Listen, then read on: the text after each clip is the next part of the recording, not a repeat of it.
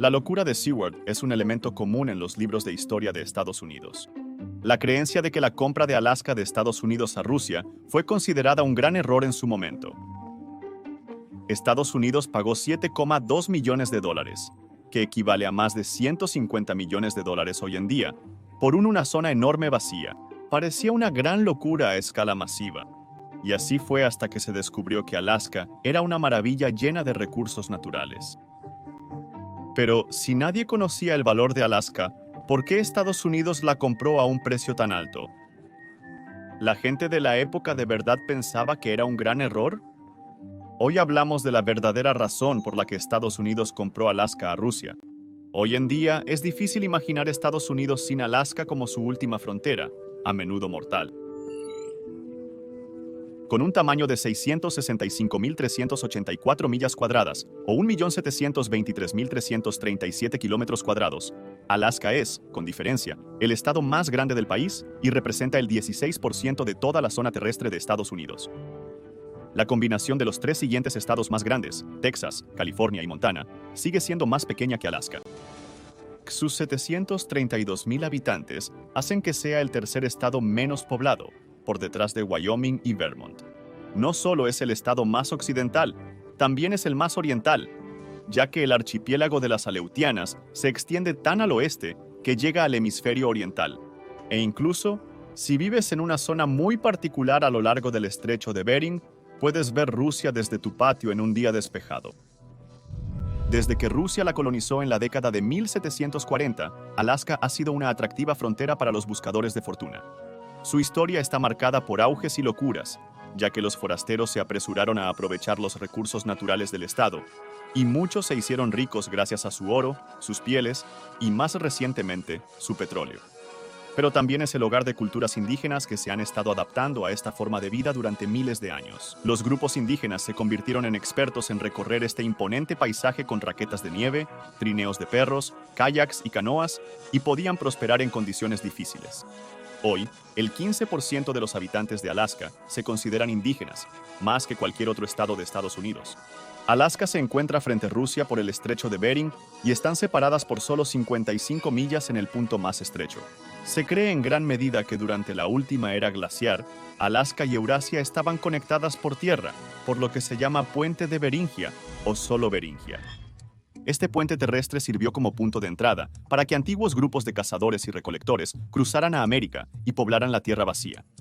Se esparcirían, algunos hacia el sur, convirtiéndose en antepasados de los indios americanos. Durante la última era glaciar, se congeló tanta agua de la tierra formando glaciares que los niveles del mar disminuyeron en todo el mundo hasta en 300 pies o 91 metros, revelando tierras que ahora están bajo el agua y conectando lugares que hoy están separados. Australia se unió a Nueva Guinea, mientras que Reino Unido e Irlanda se unieron al continente europeo por Doggerland. Y partes de Indonesia estaban conectadas al continente asiático.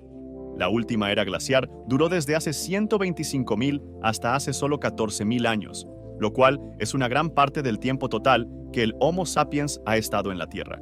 Las capas de hielo alcanzaron su mayor extensión y los niveles del mar alcanzaron su punto más bajo durante un periodo llamado último máximo glacial hace unos 30.000 años. Después, hace unos 15.000 años, la Tierra empezó a calentarse de nuevo. Hace 10.000 años los glaciares se derritieron. Los niveles del mar aumentaron y el puente de Beringia quedó sumergido. ¿Cómo era el puente de Beringia? Más cálido y húmedo de lo que se podría pensar, teniendo en cuenta que es Alaska en una era glaciar. Fue un refugio para animales como el rinoceronte lanudo y el camello americano. Su flora y su fauna eran más parecidas a las de Eurasia que a las de América del Norte porque estaba aislada de esta por la enorme capa de hielo laurentino. Los científicos creen que hasta hace unos 20.000 años no se abrió una ruta en la capa de hielo laurentino que permitió a las personas migrar al resto de América. Sin embargo, estos números están cambiando de forma constante conforme se encuentran nuevos restos arqueológicos. Alaska fue colonizada por primera vez por los rusos a partir del siglo XVIII, pero había sido un largo viaje desde Moscú hasta la costa asiática del Pacífico desde el principio. La expansión rusa en Asia empezó a principios del 1600. Estos primeros exploradores rusos llamados Promyshleniki, que significa huérfano, eran comerciantes y cazadores de pieles que ayudaron a Rusia a expandirse hacia el este a través de Eurasia buscando pieles, sobre todo de Marta sibelina. Podían vender en Europa y en China, Cuando estos rusos se encontraban con los pueblos nómadas de Asia Central y Siberia, a veces comerciaban con ellos por pieles, pero muchas veces solo exigían ofrendas o tomaban rehenes y pedían que se pagaran pieles y cuero como rescate, un patrón que se repetiría con los nativos de Alaska. En Rusia, a veces se identificaba a los Promyshleniki con los cosacos, un pueblo seminómada de los Montes Cárpatos. A estos pioneros se les permitía una gran autonomía a cambio de proporcionar servicio militar cuando se les pedía. De hecho, habría poca supervisión en un entorno tan grande e imponente. Un dicho común decía, Dios está en su cielo y el zar está lejos. La marcha rusa a través de Eurasia fue lenta y dura. Establecieron ostrogs o puestos de comercio, donde se podía hacer negocios y los agentes podían cobrar un impuesto del 10%. Pero la expansión se aceleró con el zar Pedro el Grande, quien estaba decidido a poner a Rusia al día con las grandes potencias europeas de la época, y que llegó finalmente a Siberia Oriental en la década de 1690. Así como los beneficios económicos de un imperio, Rusia quería el prestigio de las colonias que veían en las grandes potencias de Europa Occidental. ¿Y qué mejor lugar para buscar que en el este? Después de haberse expandido por Eurasia, para los rusos tenía sentido intentarlo en América, donde otras potencias europeas habían tenido tanto éxito. El capitán danés Vitus Bering, que navegaba para los rusos, exploró la costa de Alaska en 1728, pero hasta 1741 Bering no regresó para tocar tierra. Su barco, el San Gabriel, desembarcó en la costa de Alaska en una pequeña isla que ahora lleva su nombre. Pero no tendría mucho tiempo para celebrar su nueva isla, ya que poco después de desembarcar, el capitán Bering y gran parte de su tripulación murieron de escorbuto y por otros problemas de salud. Sin embargo, los supervivientes de la expedición de Bering trajeron de vuelta a Rusia unas 800 pieles de nutria, que pronto se volvieron más valiosas que las de Marta Sibelina. Las islas Aleutianas son sorprendentemente templadas, y los mares que las rodean están llenos de vida, y los cazadores de fortunas pronto comenzaron a cruzar el mar de Bering y a entrar en las islas Aleutianas en busca de pieles. Los aleutianos nativos de las islas Aleutianas dependían del mar para comer. Habían inventado el kayak y eran cazadores habilidosos de nutrias y focas. De hecho, se cree que el nombre de Alaska proviene del idioma aleutiano. Pero, como tantos pueblos indígenas de América, los aleutianos no estaban preparados para las enfermedades europeas. Se estima que el 80% de la población aleutiana murió en las primeras generaciones de la colonización rusa, de 10.000 en 1741 a solo 2.000 en 1800. Los rusos vieron que los aleutianos eran cazadores expertos y siguieron el patrón establecido en Siberia, manteniendo a los nativos como rehenes a cambio de rescates pagados con pieles y cuero. Los rusos cazaron por encima de las posibilidades del medio ambiente de recuperarse, por lo que devastaron las poblaciones de estos animales. Cuando los rusos ofrecieron bienes en comercio, eran licor y armas de fuego, además del sarampión y la viruela que ya les habían llevado sin coste alguno. Un comerciante llamado Grigori Shelihov vio el potencial para una compañía similar a la Compañía Británica de las Indias Orientales. En 1784, la recién fundada Compañía Ruso-Americana estableció su primer asentamiento permanente en la isla Kodiak. Finalmente, a la Compañía Ruso-Americana, o RAC, se le concedió el monopolio de toda la caza, el comercio y la minería de la zona.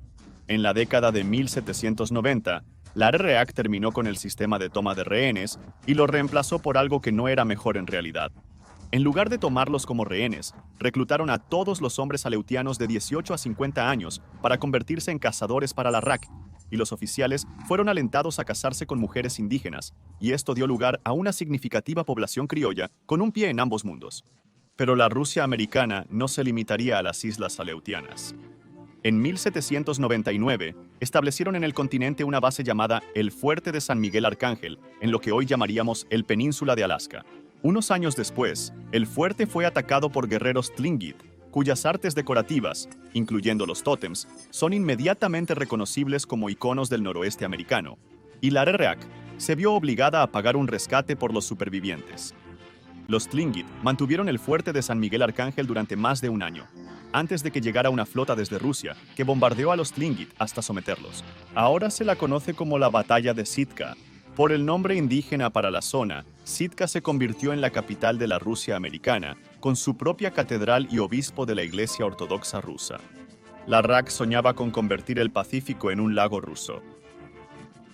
Con tanta autonomía, sus líderes intentaron establecer puestos avanzados en el norte de California e incluso en las Islas Sandwich, mejor conocidas a día de hoy como Hawái. Pero el éxito ruso en Alaska atrajo competencia casi de inmediato. Los españoles estaban a la defensiva de cualquier otro asentamiento en la costa del Pacífico. En parte como respuesta a la Alaska rusa, los españoles comenzaron a expandirse hacia el norte y fundaron misiones en San Diego en 1769, en Monterey en 1770 y en San Francisco en 1776. Los españoles también hicieron algunas expediciones a Alaska y establecieron un puerto en Valdez, que se haría famoso mucho después, en 1989, como el homónimo del superpetrolero que derramó más de 10 millones de galones de petróleo en Prince William Sound, en Alaska. Aunque Rusia reclamó casi todo el estado moderno de Alaska, se adentró muy poco en el interior. En el momento de la venta de Alaska a Estados Unidos, solo vivían 1,000 rusos en el territorio, además de otras 2,000 personas identificadas como criollos. Dado que nunca llegaron mucho más al interior, los rusos tuvieron poco contacto con otro de los pueblos nativos de Alaska, los athabascanos, cazadores de alces y renos. Los athabascanos seguían a las manadas a través del vasto interior de Alaska y fueron los más migratorios de los nativos de Alaska.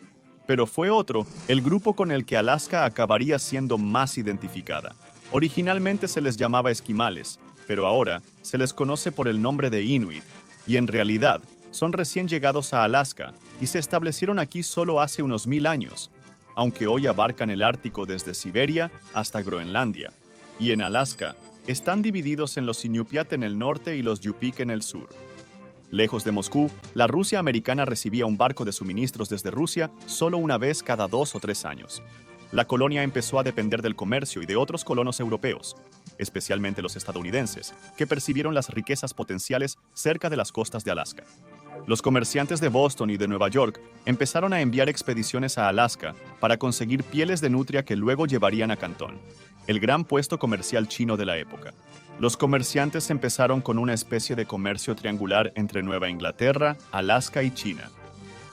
Los comerciantes de Nueva Inglaterra se interesaban por la caza de ballenas para conseguir aceite y barbas que se usaban en productos domésticos victorianos, como combustible para lámparas y para la fabricación de cestas y sedales de pesca. La caza de ballenas se volvió más eficiente con la invención del arpón en la década de 1860, aunque se moderó con el uso de petróleo para las lámparas de aceite a partir de 1859.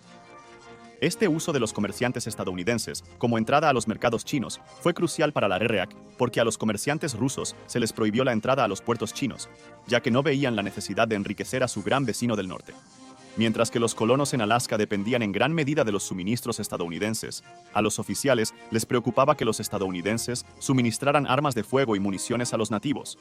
Y Moscú le pidió a Estados Unidos que prohibiera la práctica, pero el gobierno federal se negó a intervenir.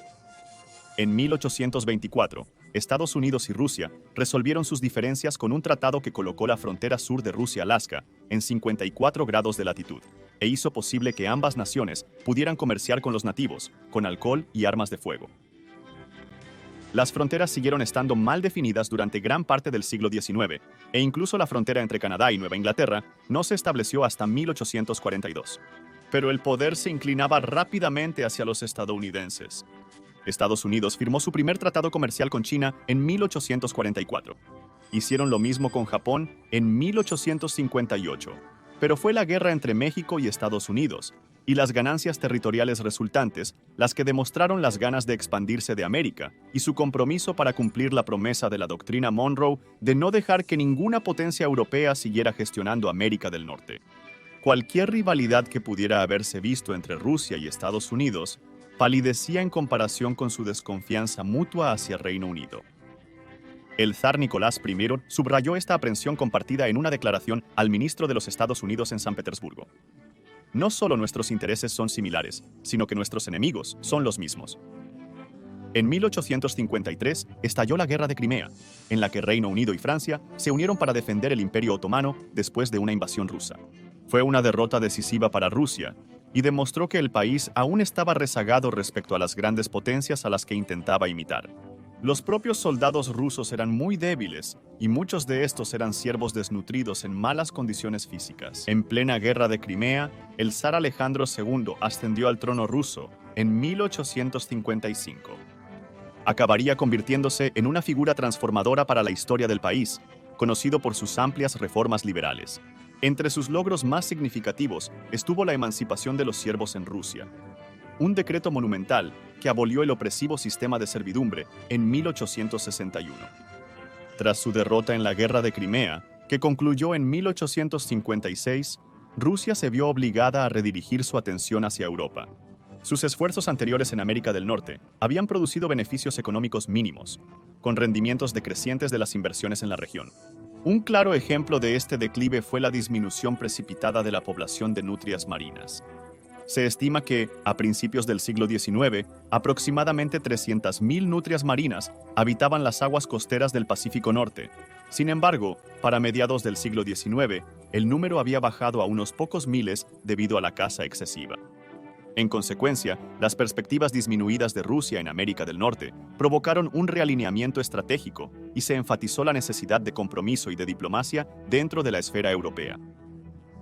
Alejandro II dependía mucho de sus asesores, sobre todo de su hermano, el gran duque Constantino. Por medio de la prensa, Constantino criticó a la compañía ruso-americana por considerarla económicamente insostenible y trazó comparaciones entre los nativos de Alaska y los siervos asediados de Rusia. Los asesores de Alejandro empezaron a jugar con la idea de vender Alaska. Ante la posibilidad de perder Alaska sin ninguna compensación, la idea de vender el territorio parecía cada vez más atractiva. A pesar del reciente descubrimiento de depósitos de oro en Alaska, las autoridades rusas no se dejaron convencer para mantener su control en la región. De hecho, eran muy conscientes del fervor que había acompañado a la fiebre del oro de California en las décadas de 1840 y 1850, que vio la llegada de más de 300.000 buscadores de oro de todo el mundo, y les preocupaba que una afluencia similar de buscadores de oro extranjeros en Alaska pudiera, en última instancia, provocar la pérdida de su territorio sin ningún beneficio económico. Parecía una elección fácil: vender Alaska o perderla. Pero ¿quién debería ser el comprador? La opción más obvia a la que ofrecer Alaska era Estados Unidos. Sin embargo, la guerra civil que había dejó a la nación sin fondos económicos y reacia a incurrir en gastos adicionales. Rusia no quería, por nada del mundo, que Alaska fuera absorbida por el Canadá británico, ya que Reino Unido era el rival principal de Rusia en ese momento, pero por aquel entonces, Reino Unido era el principal competidor de todos. El caos en los Estados Unidos avivó los movimientos canadienses a favor de una confederación, lo que significaría autogobierno y, al mismo tiempo, permanecer bajo la protección de Reino Unido. En 1866, un grupo de ciudadanos en Columbia Británica votó para solicitar permiso al gobierno británico para unirse a los Estados Unidos, pero el movimiento nunca llegó a nada más. Ese mismo año, la Cámara de Representantes de Estados Unidos introdujo un proyecto de ley de anexión que nunca se votó. La intención de expandirse de Estados Unidos acabó impulsando a las provincias canadienses hacia la Confederación. Y en marzo de 1867, la reina Victoria dio su consentimiento para la creación del dominio de Canadá, que permaneció bajo control británico, pero poseía una capacidad bastante mejorada para el autogobierno. A finales de 1866, unos meses antes de la creación del dominio de Canadá, el zar Alejandro recibió un informe recomendando la venta de Alaska a Estados Unidos. Alejandro instruyó a su ministro, Edward Stoeckel, para medir el interés de los estadounidenses en la compra. Stoeckel, quien había servido como representante de Rusia en Estados Unidos desde 1854, tenía buenas conexiones en Washington, Distrito de Columbia, y había sido uno de los primeros defensores de la venta de Alaska a Estados Unidos.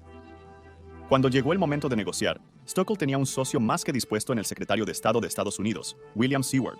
Seward, antiguo gobernador de Nueva York, era un destacado abolicionista y partidario de la expansión territorial de Estados Unidos. Seward era el modelo de un político del siglo XIX, dado a discursos largos e improvisados, y se sentía cómodo tanto en la campaña electoral como en las salas traseras llenas de humo. No veía ninguna contradicción entre su apoyo a la emancipación y su deseo de que Estados Unidos se expandiera a través del continente hacia el territorio indio. La anexión de Canadá parecía estar siempre en la mente de Seward, y en 1853 dijo que Canadá, aunque era una provincia de Reino Unido, ya estaba medio anexada a Estados Unidos. En 1860, Seward intentó ser nominado como presidente republicano, y en la campaña electoral hizo referencias específicas a Alaska y dijo: veo a los rusos y puedo decir que sigan y que construyan sus puestos avanzados a lo largo de la costa, incluso hasta el océano Ártico. Se convertirán en puestos de avanzada de mi país. Después de perder la nominación en 1860, Seward se unió al gabinete de Abraham Lincoln, que más tarde se llamaría Equipo de Rivales por las opiniones tan divergentes de sus miembros. Durante la Guerra Civil, advirtió al enviado británico que no reconociera la Confederación y amenazó con declarar una guerra a Reino Unido que llevaría a una invasión de Canadá. Después del asesinato de Lincoln, Seward siguió siendo secretario de Estado durante la presidencia de Andrew Johnson, un acuerdo incómodo para el gabinete de Lincoln. Johnson, un antiguo dueño de esclavos, era comúnmente visto como demasiado conciliador hacia el sur, y la negociación de la venta de Alaska le dio a Seward algo que hacer fuera de la política polémica de la Reconstrucción. El 9 de marzo de 1867, Stoeckel y Seward se reunieron en Washington. Stoeckel tenía órdenes no mencionar la idea de vender Alaska hasta que Seward no hubiera sacado el tema. Los dos hombres hablaron un rato sobre los derechos de pesca hasta que, por fin, Seward sacó el tema de que Estados Unidos comprara Alaska, momento en el que Stoeckel confesó que el zar le había autorizado para negociar esa venta. Al día siguiente, con la aprobación del presidente Johnson, empezaron las negociaciones. Seward y Stoeckel se reunieron 5 días después. Seward insistió en que cualquier venta se mantuviera en secreto hasta que terminara y empezó con una oferta de $5 millones. Stoeckel envió inmediatamente un telegrama al zar, comprometiéndose a conseguir un precio más alto de entre 6 y $6,5 millones. En la siguiente reunión del gabinete, Seward presentó un proyecto de tratado donde ofrecería a los rusos $7 millones, evidentemente esperando que Stoeckel fuera un buen negociador. Con solo pequeñas objeciones, el gabinete aprobó la moción por unanimidad. En una reunión posterior, Seward y Stoeckel aclararon más detalles, incluyendo los activos restantes de la compañía ruso-americana. Stoeckel consiguió elevar el precio de venta a $6,5 millones y, después de acordar incluir en la venta los edificios del Ararat, el precio final se estableció en $7 millones que se pagarían 10 meses después de la firma del tratado. En el último momento, el precio subió de $7 millones a $7,2 millones. Una adición que se convertiría en un punto de discordia cuando la venta se presentara ante el Congreso para su asignación. El acuerdo también estipulaba que Estados Unidos no se vería afectado por obligaciones previas que disolverían efectivamente la compañía ruso-americana.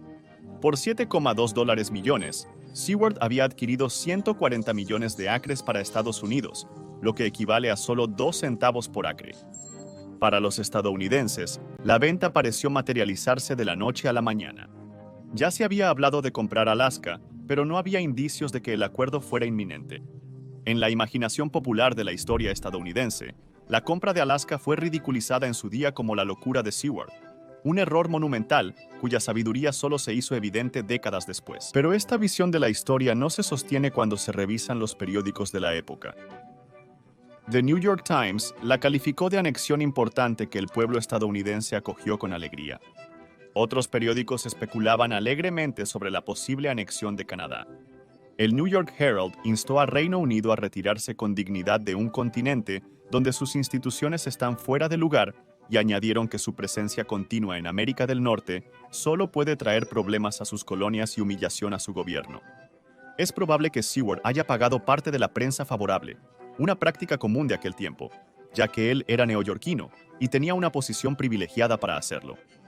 Por otro lado, el Gabinete del Agricultor, que se publicó en Filadelfia, describió a Alaska como algo que no valía la pena aceptar como regalo. Hay otras personas que se opusieron a la venta en ese momento, como Horacio Greeley del New York Tribune. Irónicamente, Greeley acuñó la famosa frase «Ve al oeste, joven», pero quizás no se refería tan al oeste. Evidentemente, vio la compra de Alaska como irresponsable dada la situación financiera de Estados Unidos en los años posteriores a la guerra. Pero parece que la mayoría de los estadounidenses aprobaron la compra de Alaska. Lo vieron como un depósito de recursos minerales y un destino para pioneros inquietos. Los estadounidenses vieron la adquisición de Alaska como un paso esencial para la anexión de Canadá. Después de todo, se les había dicho que era su destino, y su destino era manifiesto.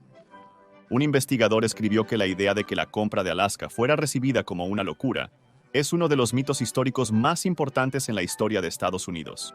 Persiste a pesar de las pruebas concluyentes en contra y de los esfuerzos de los mejores historiadores para disiparlo. Aún así, El mito de la locura de Seward echó raíces porque reforzaba la autoimagen de Alaska como un territorio de renegados, inadaptados y pioneros que solo lo querían por las riquezas rápidas que se escondían bajo el hielo. Mientras que el pueblo estadounidense recibió con entusiasmo la noticia de la compra, el Congreso estaba menos entusiasmado e irritado porque no les habían consultado. El Congreso no podía impedir que el secretario de Estado celebrara acuerdos con países extranjeros. Al fin y al cabo era su trabajo, pero a lo que sí podían oponerse era a la apropiación de fondos, que se suponía que ellos controlaban. Aunque el precio de $7,2 millones era relativamente modesto, la colonia, separada del resto del país por Canadá, tenía la posibilidad de convertirse en una carga financiera que administrar. Pero no había forma de dar marcha atrás en el acuerdo sin dañar gravemente a la credibilidad del país. Además, se le había dicho al pueblo estadounidense que Alaska ahora era suyo, y el Congreso era reacio a privar a los ciudadanos de su nueva frontera. Rusia observó inquieta el debate del Congreso sobre el proyecto de la ley de apropiaciones. Si el proyecto de ley fracasaba, el zar pensaba ceder el territorio a Estados Unidos, pero le preocupaba el precedente que sentaría. Stoeckel, con la vista puesta en el terreno en Washington, disuadió a Johnson y a Seward de intervenir porque sentía que ambos eran tan impopulares en el Congreso que solo podrían hacer más mal que bien. Stoeckel se quejó de la dificultad de hacer algo en Estados Unidos en comparación con las monarquías de Europa, y dijo que en Estados Unidos es necesario consultar con cientos de individuos para conocerlos a casi todos. Casi tan pronto como se anunció la venta, los estadounidenses empezaron a invadir el nuevo territorio. Los colonos reclamaron tierras y esperaban legitimarlas con la transferencia del territorio al control de Estados Unidos. Rusia acordó que Estados Unidos instalase estaciones de aduana para imponer aranceles a importaciones extranjeras. Algunos ciudadanos rusos siguieron en Alaska después de la venta, pero casi todos regresaron pronto a Rusia, perturbados por la anarquía que acompañó a la ocupación estadounidense. La transferencia oficial de poder tuvo lugar el 18 de octubre de 1867, poco después de las 3 de la tarde, en una ceremonia a la que asistieron unas 300 personas. No hubo discursos, solo una serie de saludos con armas de fuego intercambiados por soldados rusos y estadounidenses. Cuando subieron la bandera rusa se enredó en las cuerdas y, para horror de muchos, un soldado estadounidense usó su bayoneta para arrancar a la fuerza la bandera rusa del sitio. Después del intercambio de banderas, el comisionado ruso solo dijo: «Por autoridad de Su Majestad, el emperador de Rusia transfiero a Estados Unidos el territorio de Alaska». Con Alaska en manos americanas de forma oficial, el Congreso no pudo hacer más que debatir la conveniencia de la compra. Rechazar la apropiación causaría problemas logísticos masivos y dañaría la capacidad de Estados Unidos para actuar en el escenario mundial. Aún así, los reacios se preguntaban cómo Estados Unidos podría justificar gastar tanto dinero en un territorio inexplorado mientras luchaban por pagar prestaciones a los veteranos de la Guerra Civil y a sus familias. En julio de 1868, la Cámara de Representantes autorizó los fondos para pagar la compra de Alaska por 113 a 43. En agosto, Estados Unidos envió dinero a Rusia a través de Londres. El pago, técnicamente, se retrasó 3 meses, pero a nadie pareció importarle. Es decir, hasta 1869, cuando los arquitectos del acuerdo, Seward y Stoeckel, ya estaban fuera de sus cargos. El nuevo ministro ruso, Konstantin Katakasi, envió una factura por los intereses acumulados durante 3 meses a Hamilton Fish, el nuevo secretario de Estado, por un total de $155,200. No parece que Katakasi hubiera recibido instrucciones de pedir este pago atrasado. La solicitud fue ignorada y contribuyó a la reputación del nuevo ministro ruso como un abrasivo buscador de fortuna. Después de que el Congreso aprobara la venta, surgieron acusaciones de mala conducta. El banquero George Riggs declaró que Stoeckel le había dicho que enviara un poco más de $7 millones a Londres, dejando $165,000 en Estados Unidos. El resto parece haberse distribuido a varios periodistas que habían escrito artículos apoyando el acuerdo. También hubo informes de que Seward había presumido de los sobornos que había hecho para que se produjera el acuerdo. Aún así, sobornar a periodistas para conseguir una buena cobertura era tan común que apenas había reacciones negativas. Ahora, oficialmente en manos americanas, Alaska quedó bajo el control de la Armada, dirigida por el general mayor Henry Halleck. Halleck puso a cargo a un tal Jefferson C. Davis, sin relación con el presidente de la Confederación, pero infame por derecho propio. En 1862, Davis mató al general mayor William Nelson por un insulto percibido y que no estaba relacionado con la música country. Davis fue puesto a cargo de Alaska con la instrucción de ser particularmente cauteloso con los indígenas Tlingit. Descritos como belicoso y traicionero, Halleck recomendó que Davis tuviera cañones cargados con metralla, siempre apuntando a su aldea, listos en un instante para destruirlos. Durante 6 meses, Davis y su familia compartieron la casa del gobernador con el príncipe Maksutov, el jefe saliente de la compañía ruso-americana. Si Maksutov compartió alguna perspectiva sobre cómo mantener una relación pacífica con los nativos, Davis no les hizo caso. En cambio, el mandato de Davis estuvo marcado por confrontaciones sangrientas, secuestros de líderes tribales y sus retenciones como rehenes, así como por masacres generalizadas de aldeas.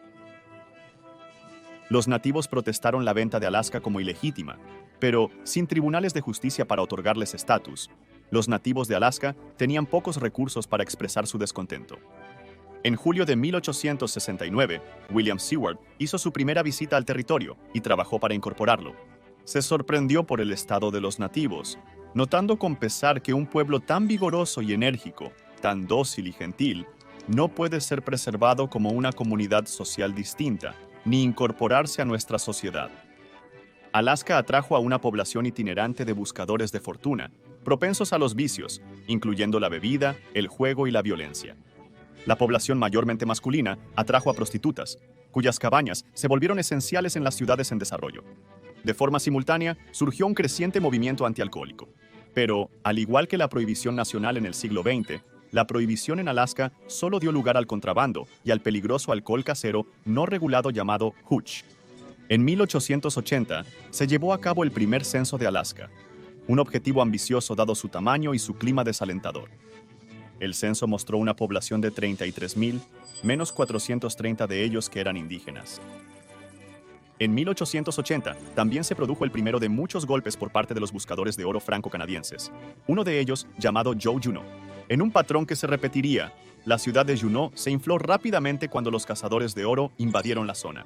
La siguieron Nome en 1889 y Fairbanks en 1902. La población de Alaska se duplicó de 1890 a 1900, de unos 30,000 a más de 60,000. En 1896 se encontraron grandes depósitos de oro en Rabbit Creek, un afluente del río Klondike en el Yukón canadiense. Con el tiempo, se extraerían más de $300 millones en oro del Klondike. En 1912, Alaska se oficializó como territorio con legislatura propia. Allí, las mujeres obtuvieron el derecho a votar 8 años antes de que se aprobara la Enmienda 19. En 1915 se produjo la fundación de Anchorage, descrita como el nacimiento más fácil de cualquier ciudad registrada, con dinero federal y con los juegos de azar, los salones y la prostitución prohibidos. Alaska jugó un papel importante en la Segunda Guerra Mundial como lugar para movilizar tropas antes de su despliegue en la Guerra del Pacífico. Hasta 1959, Alaska no se convirtió por fin en el estado número 49 del país y el primero nuevo desde Arizona, 47 años antes. Alaska se convirtió en una ubicación geopolítica importante durante la Guerra Fría dada su proximidad a Rusia, con bases militares en Anchorage y Fairbanks. En 1971, el presidente Richard Nixon cedió 44 millones de acres de tierra federal a la subvención de $1,000 millones de Alaska, y hoy en día, más de la mitad de Alaska sigue siendo de propiedad federal. La venta también ha estado presente en las mentes rusas. En la era soviética, se enseñaba que Alaska era un caso de la arrogancia de la monárquica y que excedía su capacidad para gobernar. Otros profesores decían a los estudiantes que no hubo ninguna venta, que, según una tecnicidad del tratado, Alaska simplemente había sido arrendada a Estados Unidos durante 100 años, similar al arrendamiento de un siglo de Hong Kong por parte del Reino Unido. Con las relaciones entre Rusia y Estados Unidos empeorando en la década de 2010, algunos políticos rusos se centraron en Alaska como un punto de contención, buscando errores en el lenguaje original del tratado que anularían la venta o amenazando con apoderarse de Alaska en represalia por las sanciones impuestas por Estados Unidos, aunque incluso el Moscow Times ha calificado estas insinuaciones generalmente como graciosas. El descubrimiento de petróleo transformó Alaska tal como lo había hecho el descubrimiento del oro anteriormente. El dinero del petróleo se volvió vital para el presupuesto operativo del Estado tras la finalización del oleoducto Trans-Alaska. El 25% de los ingresos petroleros se depositan en una cuenta de inversión que financia esencialmente al Estado, que no aplica impuestos sobre la renta personal ni sobre las ventas. Entonces, ¿de dónde viene el mito de que comprar Alaska fue un error? La idea de la locura de Seward puede haber sido simplemente una creación de los historiadores para buscar una buena historia de un perdedor. Quizás deberíamos llamarlo mejor la apuesta de Seward, ya que fue una apuesta que ha dado resultados generosos en oro, petróleo y otros recursos naturales. Pero lo más importante para Estados Unidos es que Alaska sigue siendo un símbolo de la frontera. Un lugar donde los intrépidos pueden encontrar una fortuna si son lo suficientemente fuertes para sobrevivir.